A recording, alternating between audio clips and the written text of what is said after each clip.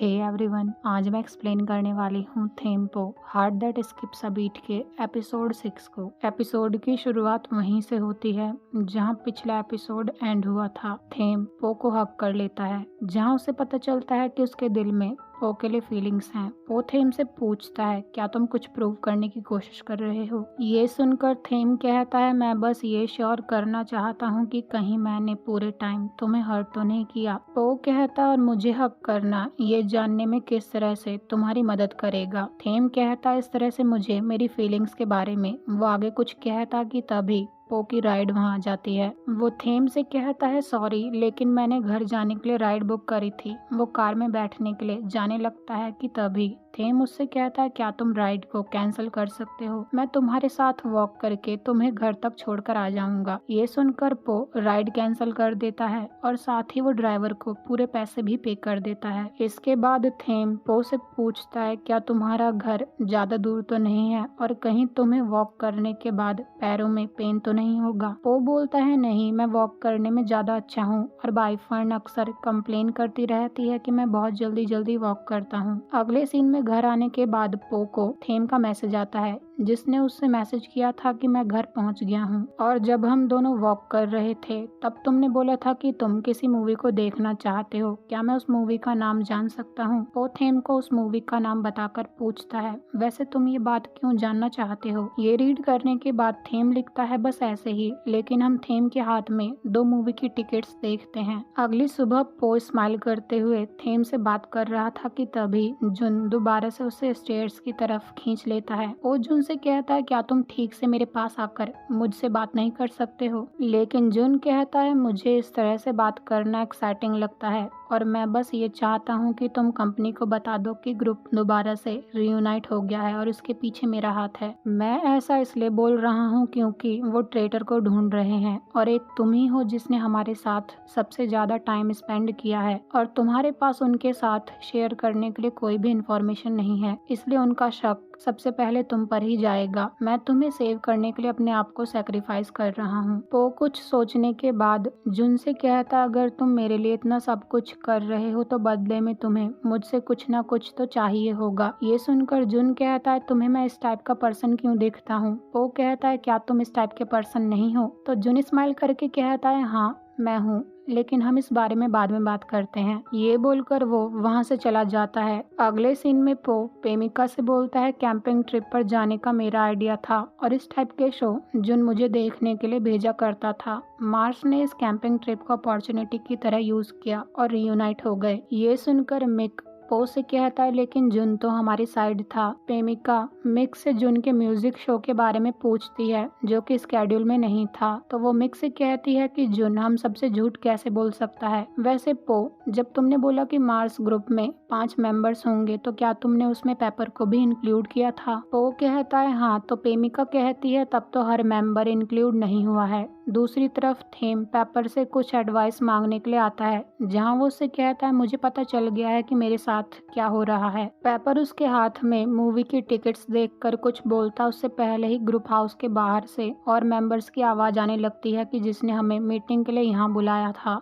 वो खुद कहाँ गायब है। ये सब सुनकर थेम और पेपर दोनों ही जुन, डिलान और नानो के पास जाते हैं। जुन और डिलान दोबारा से फाइट करने में लगे थे कि कौन ग्रुप के लिए ज्यादा यूजफुल है, तो पेपर उन दोनों को फाइट करने से रोकता है और कहता है कि चलो अब थेम के प्लान को सुनते हैं। थेम बोलता है, कंपनी को प्रूव करने के लिए हमें उन्हें मनी अर्न करके देनी होगी और उसके लिए हमें ये सब करना होगा। वो बोर्ड पर नोट्स स्टिक कर देता है जिसमें सॉन्ग लिखने से लेकर म्यूजिक वीडियो शूट करने और प्रमोशन सब कुछ इंक्लूड था और हमें ये हमारे कॉन्सर्ट को शुरू होने से पहले करना होगा ताकि हम कॉन्सर्ट के पैटर्न को चेंज कर पाएं, और हमारे पास सिर्फ 3 महीने हैं। जहां थेम और डिलान को सॉन्ग लिखने का काम मिलता है, नानो को कोरियोग्राफी और जुन को म्यूजिक वीडियो के कॉन्सेप्ट को डिजाइन करने का। थेम पेपर से पूछता है, और तुम क्या करने वाले हो? तो पेपर कहता है कि चलो बास्केटबॉल खेलने चलते हैं, मुझे तुमसे कुछ बात करनी है। बास्केटबॉल कोर्ट में आने के बाद पेपर थेम से कहता है, मैंने तुमसे तुम्हारी फीलिंग्स को जानने के लिए इसलिए कहा था क्योंकि मैं चाहता था कि तुम मेरे पास आकर मुझे ये बताओ कि तुम्हारे दिल में पो के लिए फीलिंग्स नहीं है। मैंने ये एक्सपेक्ट नहीं किया था कि तुम मेरे पास मूवी टिकट्स लेकर आओगे। ये सुनकर थेम कहता है लेकिन क्यों? पेपर कहता है क्या तुम्हें नहीं पता है कि आइडल्स को किसी से प्यार करना अलाउड नहीं है, इसलिए मैं इस बार तुम्हारे साथ काम नहीं करने वाला हूँ। मुझे नहीं लगता कि मैं मार्स ग्रुप का पार्ट बन सकता हूँ क्योंकि मैं रिलेशनशिप में हूँ। थेम को ये सुनकर शॉक लगता है तो पेपर कहता है तुमने सही सुना। थेम कहता है लेकिन हमारे ग्रुप को ज्वाइन करने वाले सबसे पहले पर्सन तुम थे। पेपर बोलता है मैं बस तुम चारों को सपोर्ट करना चाहता हूँ लेकिन तुम सबके साथ कंटिन्यू नहीं कर सकता हूँ, और तुम्हारे लिए मैं बस यही कहूँगा अगर तुम्हें अपनी फीलिंग्स का एहसास हो गया है तो अभी भी देर नहीं हुई है, तुम अपने आप को रोक सकते हो, लेकिन मैं अपने पार्टनर से एंगेज्ड हो चुका हूँ। थेम पेपर के हाथ में पहनी हुई रिंग को भी देखता है। वो इमोशनल होकर पेपर से कहता है लेकिन मार्स ग्रुप में हमेशा से 5 मेंबर्स थे। ये सुनकर पेपर स्माइल करके कहता है लेकिन मार्स 4 मेंबर से भी परफेक्टली कंप्लीट है। डिलान रैपर है, तुम और जुन सिंगर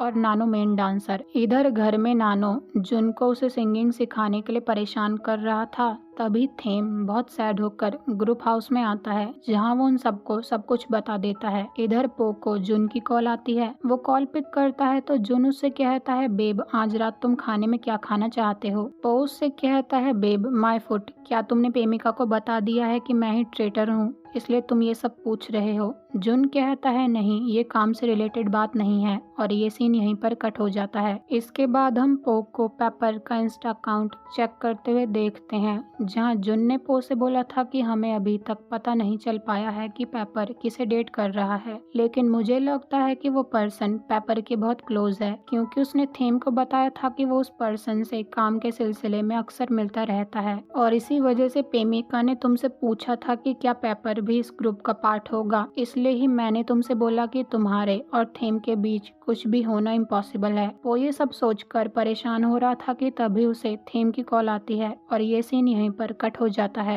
रात को पो शॉप में बैठकर मार्स ग्रुप के पिक्स देख रहा था कि तभी थेम वहां आता है जहां वो पो से पूछता है अंकल कहाँ हैं। पो कहता है कि वो सो चुके हैं। थेम बोलता है तुम पेपर के बारे में जानते हो राइट? पो बोलता है हाँ, तो थेम उसके साइड में बैठकर कहता है मैं तुमसे बात करना चाहता हूँ, मुझे लगता है हमारे बीच। वो आगे कुछ कहता कि तभी पो की आंख से आंसू गिरता है और उसे थेम की बोली हुई बात नहीं सुनाई देती, और ना ही हमें ये बताया जाता है कि थेम ने उससे क्या बोला। अगली सुबह थेम, जुन, डिलान और नानो ये पता करने में लगे हुए थे कि पेपर किस पर्सन के साथ रिलेशनशिप में है। जुन उन सबसे कहता है पेपर ये रिंग 3 महीने पहले से पहन रहा है। वो सब कंपनी के सारे मेंबर्स का इंस्टा अकाउंट चेक करने लगते हैं। अगले सीन में मिंग ते से प्रोजेक्ट को लेकर कंप्लेन कर रही थी कि तभी जुन और नानो भी उन दोनों के पास आ जाते हैं जहां जुन मिंग से कुछ कॉइन्स मांगता है। ना चाहते हुए भी मिंग नानो को कॉइन पे कर देती है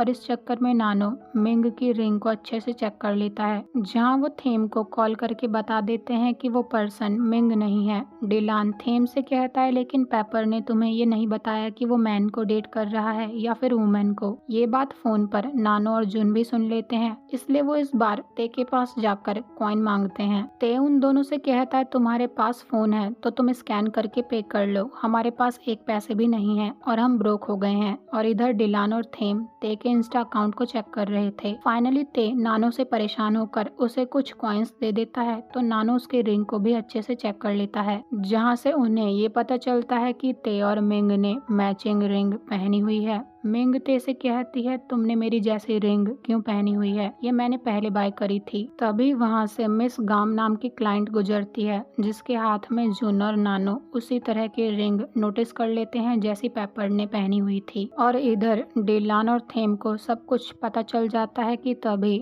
जुन को थेम की कॉल आती है। जुन कॉल पिक करता है तो थेम उससे कहता है वो पर्सन मिस गाम है। रात को थेम गाम से मिलने कंपनी के रूफटॉप पर आता है। गाम उससे कहती है तुम्हें कंपनी में आना अलाउड नहीं है। थेम कहता है तभी मैं यहाँ सीक्रेटली आया हूँ। गाम बोलती है जब मुझे पता चला कि तुम चारों को पता चल गया है कि मैं ही वो पर्सन हूँ जिसे पेपर डेट कर रहा है तो मुझे लगा कि तुम सब मुझसे बात करने आओगे। थेम बोलता है मैं तो चाहता था कि हम सब तुमसे बात करें लेकिन मैं तुमसे अकेले में कुछ बात करना चाहता हूँ। गाम कहती है क्यों, क्या तुम डिसाइड नहीं कर पा रहे हो कि तुम्हें कौन सा रास्ता चुनना चाहिए? ये सुनकर थेम बोलता है, मैंने अपना फैसला ले लिया है, मैं तो बस ये चाहता हूँ कि पेपर भी सेम फैसला ले। और ये सीन यहीं पर कट हो जाता है। अगली सुबह हम थेम और पेपर को बास्केटबॉल खेलते हुए देखते हैं, जहाँ थेम उससे कहता है, क्या तुमने गाम से बात कर ली? पेपर कहता है हाँ। तो थेम बोलता है, तो तुम्हारा क्या फैसला है, क्योंकि तुम एक ऑलराउंडर हो जो ग्रुप के दूसरे मेंबर्स की केयर कर सकता है। ये सच है कि मैं लीडर हूँ, लेकिन मेरा काम तुम सबको रिप्रेजेंट करना,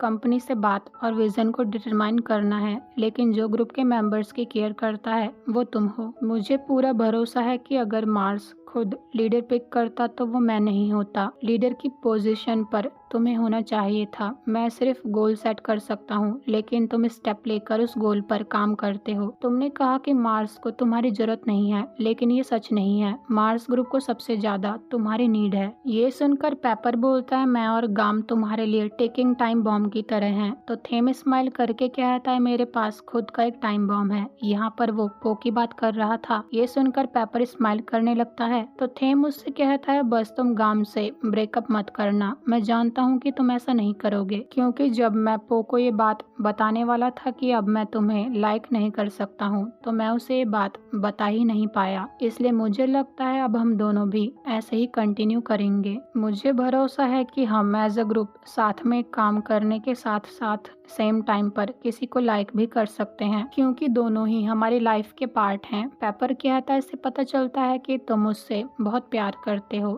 थेम बोलता है कि चलो अब बताओ, क्या तुम मार्स को ज्वाइन करने के लिए रेडी हो? पेपर कहता है, क्या मैं तुमसे एक सवाल पूछ सकता हूँ? क्या मैं गाम को लेकर ग्रुप हाउस में आ सकता हूँ? ये सुनकर थेम स्माइल करने लगता है। अगले सीन में पेपर गाम को सबसे मिलवाने ग्रुप हाउस में लेकर आता है, जहाँ वो सब एक दूसरे को ग्रीट करते हैं। जुन गाम से कहता है, सॉरी, पहले मैं तुम्हारे साथ बहुत फ्लर्ट किया करता था, क्योंकि मुझे पता नहीं था कि तुम पेपर की गर्लफ्रेंड हो। ये सुनकर पेपर जुन को मारने के लिए आगे बढ़ता है, क्योंकि अब तक उसे ये बात पता ही नहीं थी कि जुन गाम से फ्लर्ट करता रहता है, जहाँ वो सब एक दूसरे के साथ बहुत इंजॉय करते हैं। इसके बाद थेम पो को मैसेज करने के लिए लिखता है कि मैं तुम्हें कुछ इम्पोर्टेंट बात बताना चाहता हूँ, क्या तुम ग्रुप हाउस में आ सकते हो? लेकिन फिर वो उस मैसेज को सेंड नहीं करता। पेपर जब उसे परेशान देखता है तो वो थेम से कहता है, मुझे लगा था कि वो यहाँ आएगा। वैसे जब तुम उसे ये बात बताने वाले थे कि अब तुम उसे लाइक करना छोड़ रहे हो,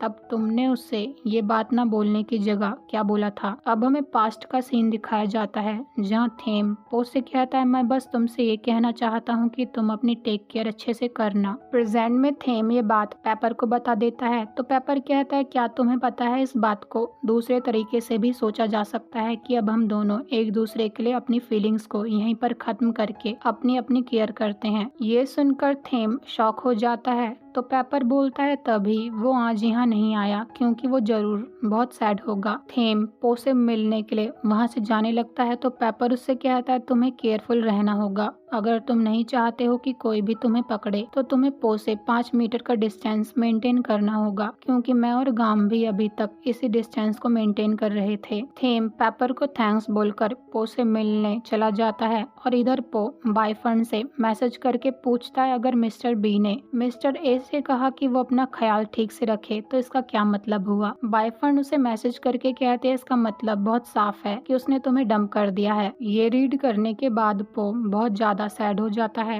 तभी शॉप में थेम की एंट्री होती है। वो आते ही पो से कहता है, जब मैंने तुमसे बोला कि तुम अपनी टेक केयर अच्छे से करना, तो तुमने उसका क्या मीनिंग समझा? कहीं तुमने ये तो नहीं समझ लिया कि तुम अपनी टेक केयर अकेले करना? वो कहता है, तो तुम असल में क्या कहना चाहते थे? थेम बोलता है, चलो मैं तुम्हें पेपर और गाम के बारे में बताता हूँ। पो शॉक होकर कहता है, क्या तुम इस गाम की बात कर रहे हो? और इसके बाद थेम पो को सब कुछ बता देता है। अगले सीन में पो थेम से कहता है, और तुमने पेपर से कहा कि वो दोनों चीजें एक साथ कंटिन्यू रख सकता है, और जब तुमने मुझसे वो बात बोली थी तब तुम्हारे कहने का क्या मतलब था? थेम बोलता है, मेरे कहने का मतलब था, अगर उन्हें पता चल गया तो तो पो कहता है वो मुझे फायर कर देंगे। वो दोनों बात करते हुए पो के घर जा रहे थे तो थेम उससे कहता है जैसे बॉयफ्रेंड ने बोला तुम इतनी जल्दी वॉक नहीं कर रहे हो। पो कहता है मैं तुम्हारी स्पीड को मेंटेन कर रहा हूँ। थेम बोलता है तुम अपनी स्पीड पर चलो तो पो भागने लगता है। वो दोनों ऐसे ही इंजॉय करके बातें करते हुए पो के घर तक आ जाते हैं। पो उससे कहता है अब तुम घर चले जाओ, बहुत लेट हो गई है। वो दोनों एक दूसरे को बाय बोलते हैं, लेकिन पो थोड़ी देर बाद दोबारा से थेम को चेक करने के लिए आता है जो अभी तक वहीं पर खड़ा था। पो उससे कहता है तुम घर क्यों नहीं गए। थेम स्माइल करके उससे पूछता है और तुम मुझे चेक करने क्यों आए हो। पो कहता है क्योंकि मैं जानना चाहता था कि तुम गए या नहीं। थेम उसे रूम में जाने के लिए बोलता है तो पो थोड़ी देर बाद थेम को दोबारा से चेक करने आता है। इस बार थेम उससे कहता है चलो तुम मुझे बस स्टॉप तक छोड़ कर आओ। पो उसे स्टॉप तक ड्रॉप करके आता है, लेकिन बस के वहां आने पर थेम उस बस में एंटर ना करके पो से कहता है क्या मैं तुम्हें दोबारा से घर ड्रॉप करके आ सकता हूँ। पो स्माइल करता है और थेम हर बार पो को उसके घर ड्रॉप करके आता है और पो से बस स्टॉप तक, लेकिन थेम हर बार बस में एंटर नहीं करता। वो एक दूसरे के साथ ऐसे ही बातें करते हुए बहुत अच्छा टाइम स्पेंड करते हैं। रास्ते में थेम पो से कहता है इस तरह से तो हम दोनों ही घर नहीं पहुंच पाएंगे। पो स्माइल करके कहता है हाँ। तो थेम उसे बताता है कि पेपर ने कहा है कि जब भी हम दोनों बाहर रहें हमें 5 मीटर का डिस्टेंस मेंटेन करना होगा। पो बोलता है कि इस चीज को लेकर थेम उसे बताना चाहता था लेकिन कुछ नहीं बोलता। पो उससे कहता है क्या हमें ये डिस्टेंस मेंटेन करना जरूरी है। ये सुनकर थेम कहता है मुझे लगता है हमें ये करना चाहिए, लेकिन हमारे पास टाइम था तो हमें मूवी देखनी चाहिए थी। अब तो हम वहाँ नहीं जा पाएंगे। वैसे क्या तुम मेरे साथ नेक्स्ट वीक मूवी देखने चलोगे। पो हाँ बोलकर थेम से मूवी टिकट लेने के लिए आगे बढ़ता है, लेकिन गलती से उसका पैर फिसल जाता है और इस चक्कर में वो दोनों एक दूसरे के बहुत क्लोज आ जाते हैं। थेम बहुत प्यार से पो को देखते हुए कहता है मुझे 5 मीटर का डिस्टेंस भी बहुत ज्यादा लगता है, इसलिए हमें ये डिस्टेंस नहीं मेंटेन करना चाहिए। और ये एपिसोड यहीं पर एंड हो जाता है। मिलते हैं अगले एपिसोड में। Thank you so much for watching.